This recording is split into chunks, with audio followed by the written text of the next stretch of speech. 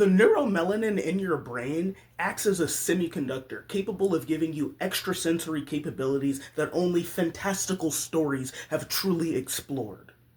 But we are following the science of Dr. Richard King and other scientists who have over the years unknowingly backed him up to create a protocol for how to do this for yourself. And all you have to do is understand the right plants to take in the right ways and how to mix them with each other for synergistic effects so that you go down the 4-step pathway to neuromelanin and feed that semiconductor and start supercomputing. In the last video, I got cut off trying to go through the compounds, so I'm shooting this one in a way that we ain't got no time limit. Hopefully you can stick around. I'm gonna try to get it done quick, but I am not gonna skip out on the hard science as necessary to truly understand what's going on here with different compounds, because once you understand the science and the different things that you're working with to create certain effects within yourself, then it's going to be so much easier for you to do this on your own at the grocery store, picking up different things to create different effects within the self. For this, like I said, we're focusing on neuromelanin. In other videos, we have focused on other things, but they're all surrounding upgrading your brain and your neurological function to give you extra capabilities, even if for you that just means now I can do math better. That is excellent, but we can take it so much further, and how far you go with this stuff is all up to you. So let's waste no time and get into those compounds. We're going to go through one by one, telling you all the science of each one and how they work together. I'm going to go over the ones that we already went over as well, just so this video has everything. If you didn't see the other ones, this is the video. You want to activate that neuromelanin? Let's go. Now, as I was talking about, Mucuna perennis, the velvet bean, a truly magical plant. If you really want the deep dive on this, I have, I think, a 20-minute video on this alone. Such amazing magic here. And the thing that is amazing about it is L-DOPA. L-DOPA is in your 4-step pathway, right? And it's going to, taking this, because it has L-DOPA itself and is not just like a precursor to a precursor to a precursor, that means you can skip step 2 in the 4-step pathway and you get straight to L-DOPA. And that actually helps you significantly on your way to dopamine and then neuromelanin, because step 2 is often one of the hardest steps for people to do in normal everyday eating. So let me get to the notes and see if I missed anything, and we're going to just power through all of them. So mucuna is a legume native to tropical Asia and Africa. It contains 4 to 7% L-DOPA by dry weight. L-DOPA is the direct molecular precursor to dopamine and therefore to neuromelanin. It crosses the blood-brain barrier and enters the synthesis pathway at step 3, bypassing the rate-limiting tyrosine hydroxylase enzyme entirely. This is not a cofactor, not a promoter. It is the actual intermediate molecule your brain converts into the neurotransmitter that becomes neuromelanin.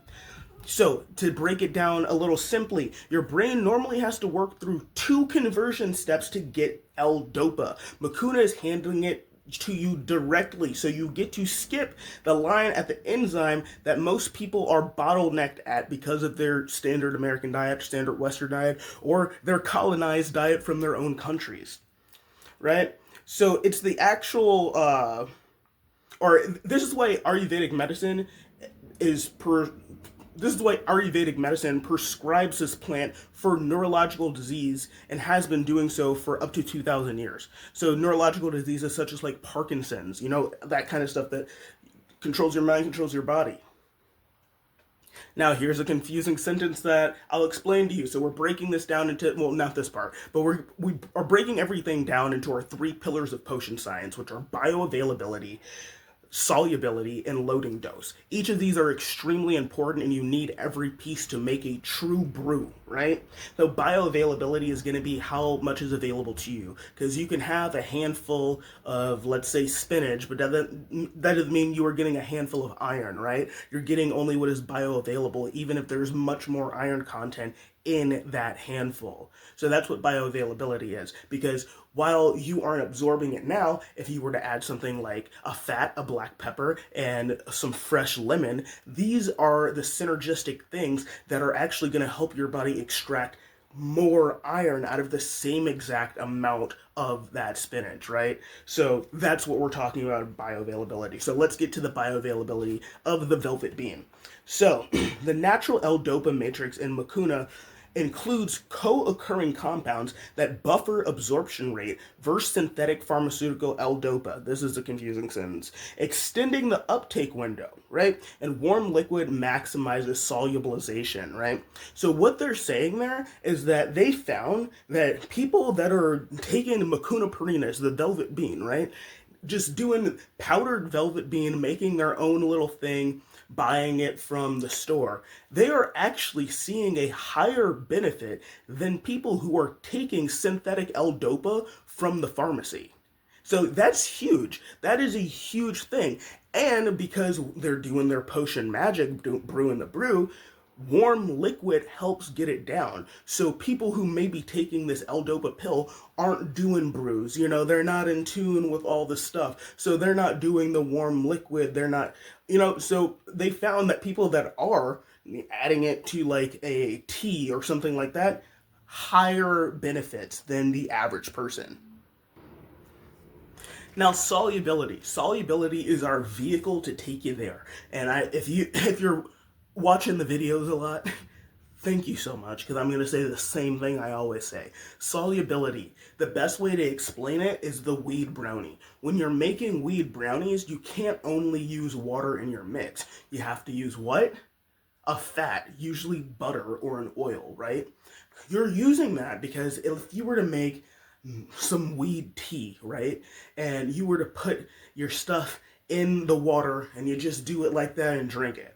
Well, you're certainly going to have something that tastes like the grass, right? But you're not going to have something that's going to take you there and get you the effects that you want because you don't have that added fat source. Why is that an issue here? Because THC is fat soluble, right? So solubility, that is very needed to get the actual effect that you want. And if you think about that in the terms of us eating every day, most people not understanding the solubility of the compounds that they want inside of them can truly eat something all day and night and not get the benefits that they are seeking because they don't understand the science behind the chemicals in the food. And that's unfortunately just how it is. But that's why we're here today, because the more that we understand about our food and how it works, the healthier we can be eating even the same exact things, right?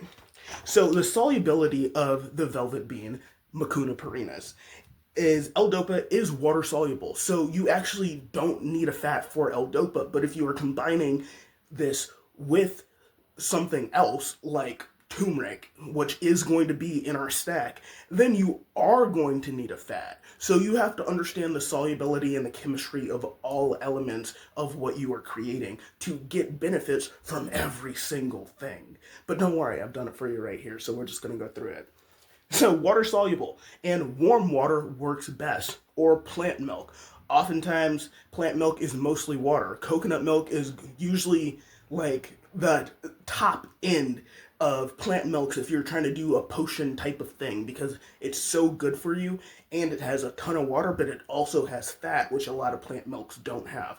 But never you worry, you don't have to have coconut milk. You can add a fat source to a different milk, and sometimes I add a little coconut oil to the coconut milk anyway just to make sure I'm really getting it in, right?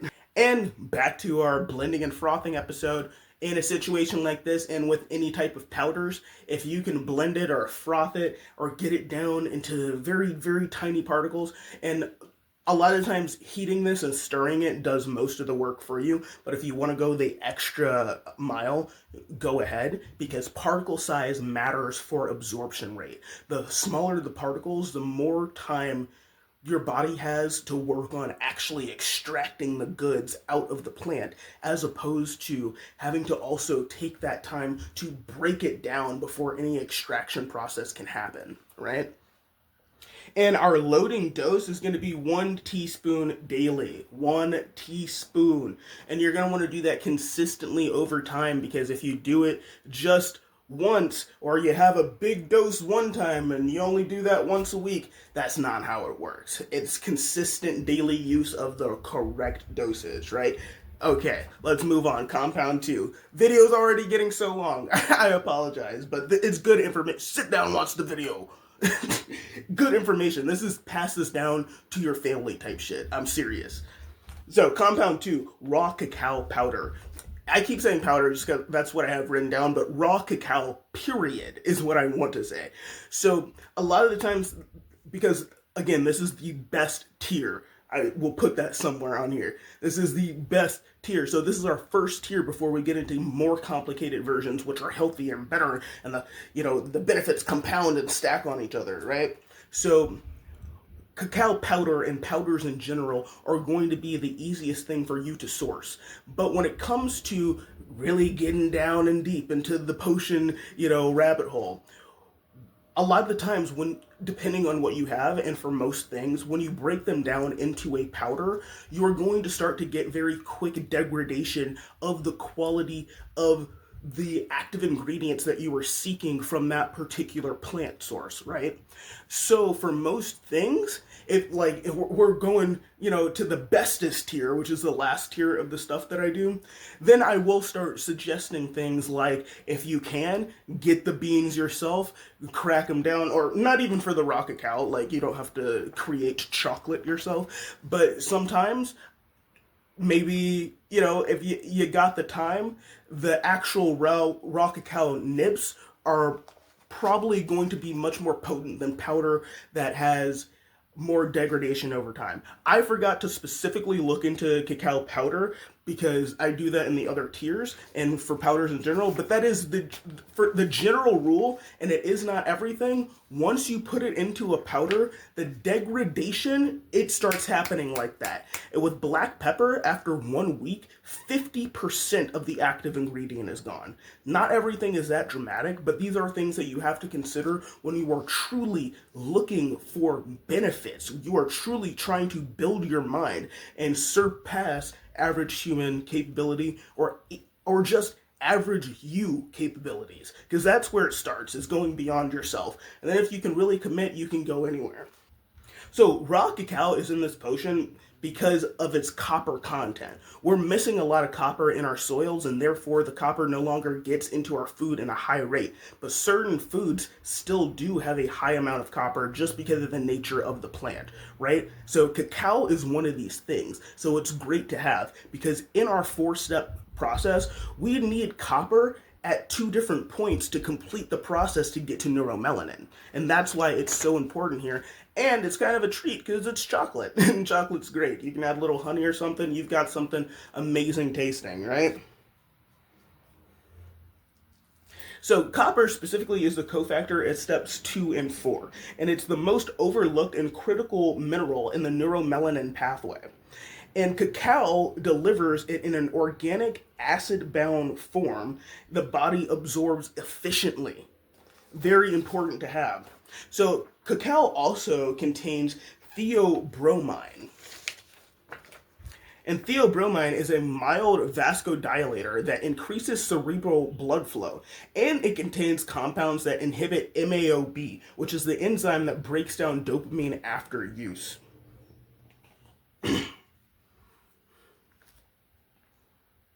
Slowing MAOB means the dopamine you produce stays elevated for longer. More dopamine available means more substrate for neuromelanin synthesis at step 4. Okay? So in plain terms, this means you can think of MAOB as the drain in a bathtub, right? So the more dopamine you make, the more dopamine gets drained out. Cacao compounds partially block out that drain. So your dopamine level stays higher for longer, which means more of it can go toward building neuromelanin rather than just getting it cleared out. So that information comes from Romero Puig et al. 2009, which is from Archivos Latinoamericanos de Nutrición, reviewed cacao flavonoids and their neuroprotective mechanisms, including MAO inhibition. So for cacao, here's our three-pillar breakdown. For bioavailability, consuming cacao with vitamin C from the lemon that we do have in the potion recipe, it's going to enhance copper absorption. So lemon enhances copper absorption. So a rule that you can think in your mind is, if I know something has copper in it and I want more copper, I should squirt some lemon on it, in a fresh squeezed lemon, but we'll get more into that in a bit. So these two compounds are designed to be in the same drink. They cofactor at the same exact enzyme sites. So for solubility, cacao's active compounds are partially fat soluble and partially water soluble. So you're going to have water and fat in this potion containing the cacao to truly get what you need, right? You can't just have one if you want to get all the goods in you.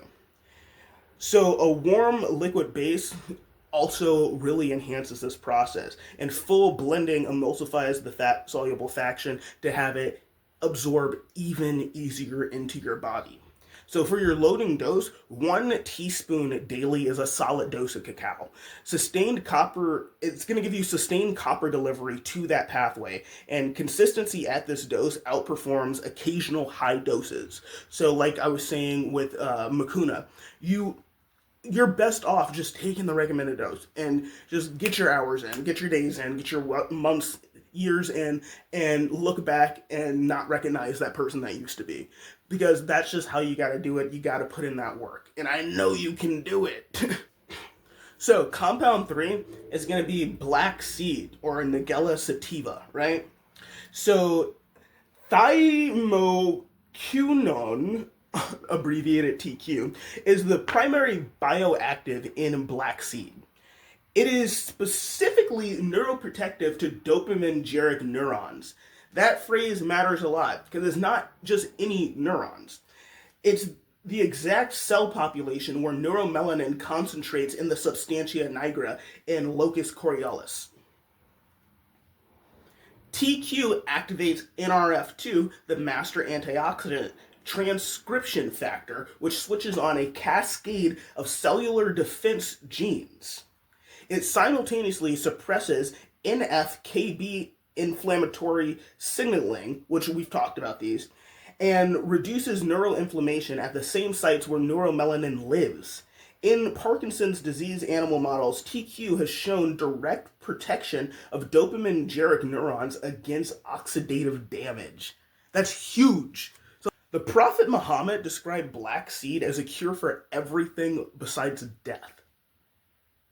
Ayurvedic texts classify it as a rasayana, a rejuvenative compound.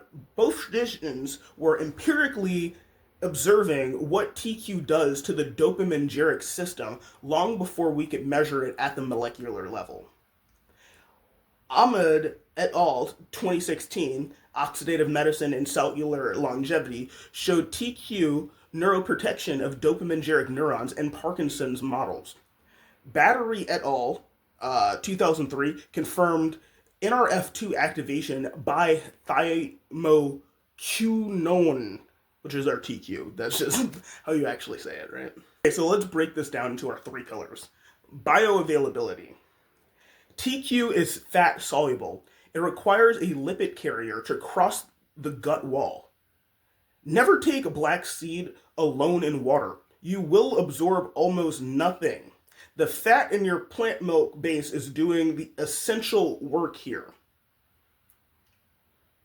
Solubility. TQ is fat soluble, so delivering it in warm plant milk with a fat source ensures absorption. This is non-negotiable. Small, consistent daily doses, like the rest of them, is going to be the way to go with this as well. So a pinch of ground seed or a quarter teaspoon of oil is the dosage that is mostly recommended. TQ is very potent. More is not better. It's a dose escalation type of compound, right? Okay, our next ingredient is turmeric and black pepper. I'm going to go over this really quickly, and I don't even need my notes. We've talked about this so much, and I drink so much of this on my own. So, turmeric is amazing. Turmeric is going to activate NRF2 like we've already even discussed in this video for other stuff. So hitting NRF2 from multiple different angles is very important because these different gene pathways, they don't just have one place to hit it. You can imagine it like a pentagon with many different sides, and we're hitting it from one side, but it still has four other sides. So we're not going to break this whole thing down just coming from one angle. We're not going to truly activate anything coming from one angle. So it is great to have things that not only both work on the same pathway, but work on the same pathway in different ways because you can hit it from all sides and truly do your thing, right? So turmeric, we're going to activate NRF2 and we're going to turn off NFKB, which is our master inflammatory switch, which is needed for times when you need inflammation because it signals to your body to do repairs, do other stuff, right? But chronic inflammation is bad and will get you sick and is very, very horrible for you, can cause truly cascading horrific effects. So, the thing about inflammation in your brain when you have NFKB turned on, which most people do and are living with chronic inflammation, is that when you have that in your brain doesn't actually have a chance to do any repair or get better. It only has the opportunity to get worse because as long as you are inflamed, you cannot build new neurons. You cannot repair damage. These are major. These are like, and this is, like that's the whole thing. You need to be able to get better and you need to be able to repair. You cannot do that in an inflamed state. That is just how the body works. So getting rid of neuroinflammation, that is the key. That's the first step. You can't do anything else. You can't get better. You can't build new architecture. You can't exceed health into super health until you're at baseline zero inflammation. And honestly, in our world today, it can be hard to do, but there absolutely is a pathway there. And turmeric is one of the most powerful things that you can do to fight that.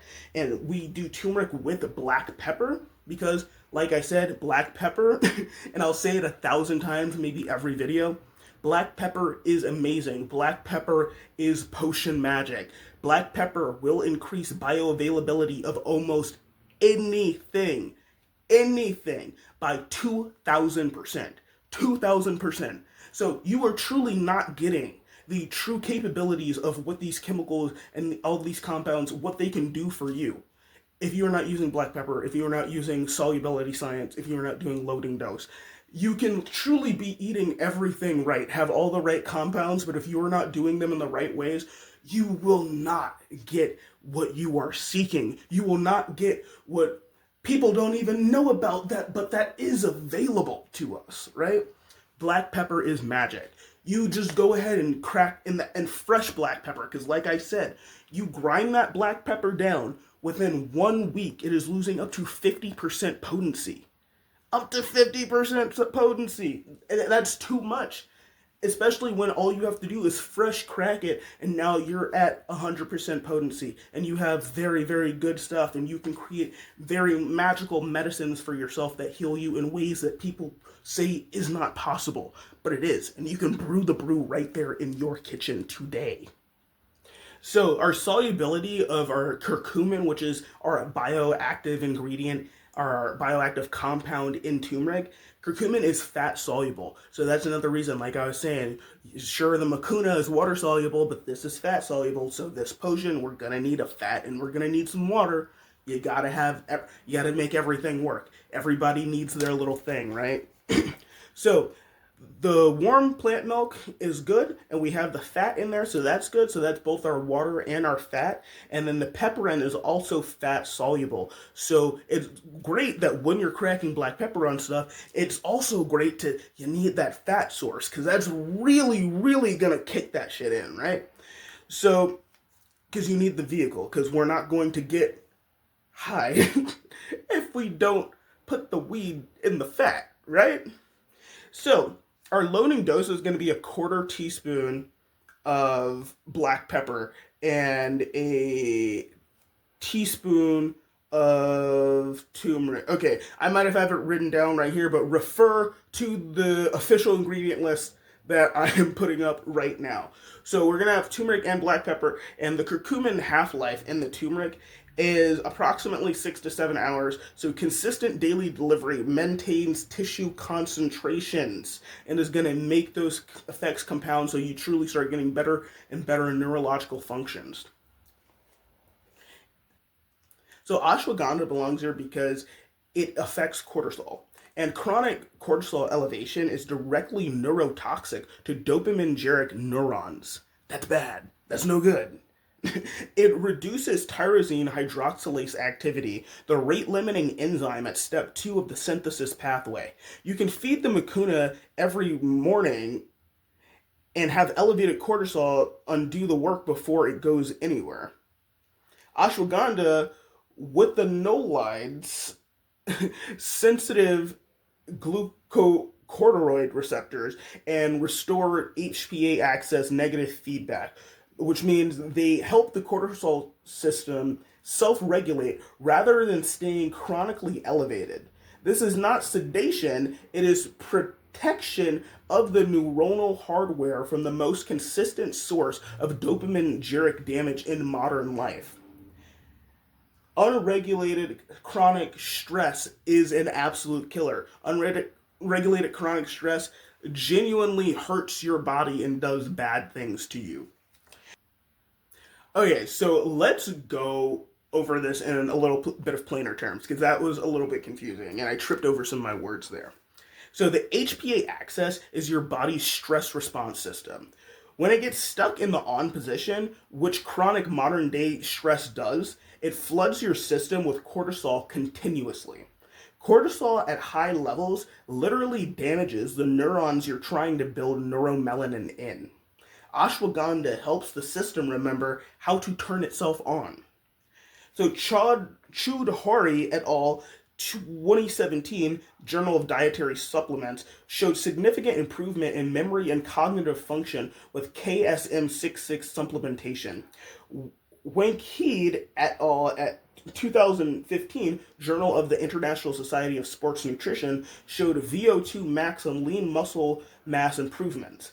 Chandrasekhar et al. 2012 confirmed cortisol reduction in a double-blind trial.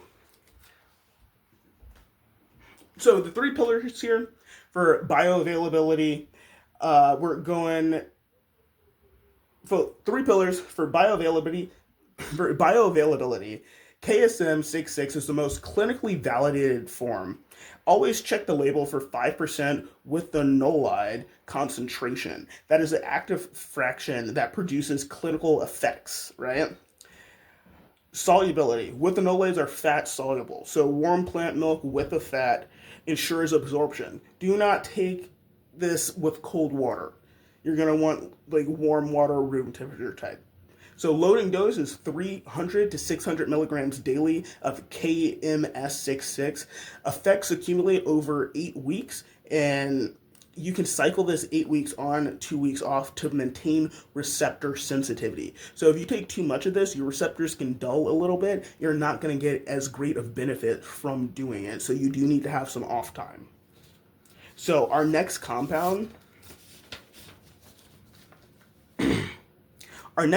we've talked about a little bit already. Very important, very versatile, a little potion ingredient here, right? That is our vitamin C from our lemon. But fresh lemon, right? And it's more than just the vitamin C doing its work here. So vitamin C performs 3 specific functions in this potion. First, it's the cofactor for dopamine beta hydroxylase, the enzyme that converts dopamine to neuroepinephrine, supporting the locus coeruleus arm of the neuromelanin system. Without vitamin C at this step, that branch of the pathway stalls. Second, vitamin C stabilizes the L-DOPA from your mucuna against oxidation during digestion. L-DOPA is chemically reactive. It oxidizes rapidly in acidic environments, which is exactly what your gut is. Vitamin C acts as a molecular chaperone, protecting the L-DOPA long enough to be absorbed through the intestinal wall. Third, Ferruzzi et al. 2007 nutrition research showed that citric acid increases polyphenol bioavailability from tea by over 1,300%.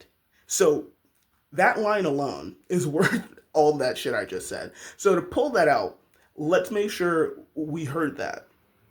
If something has polyphenols in them, which are good for you, then you're going to want to squirt some lemon on that, right? If something has copper in it, then you're going to want to squirt some lemon on that. These are the things that lemon is good for: polyphenols and copper extraction into your own body. This is excellent stuff. Remember that as a rule. And then anytime you're looking up the, chemical composition of something and you see, oh, this has copper, oh, this has polyphenols, you're going to know immediately, okay, let me squirt a fresh lemon on that.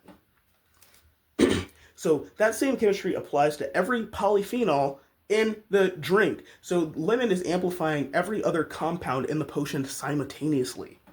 So in more plain terms, the lemon, it's not a flavor decision, it's a chemistry, potion magic decision, right?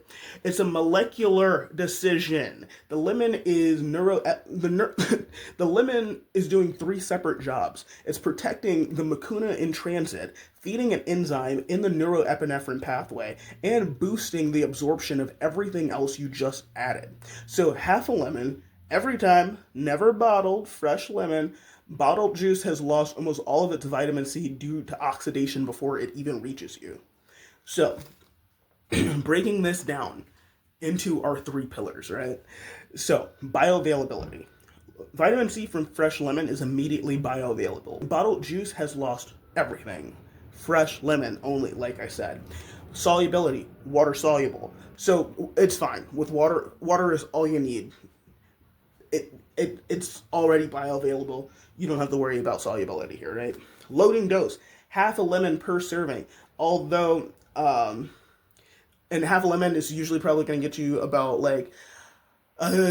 between 1 and 2 teaspoons of juice, depending on how big it is, maybe more. So that's kind of like what we're looking at here. And obviously all lemons are different, but you're going to want at least 1 to 2 teaspoon kind of range here. Okay, so compound number 7, Ceylon cinnamon, right? The neurons in the substantia nigra are among the most metabolically demanding cells in the brain.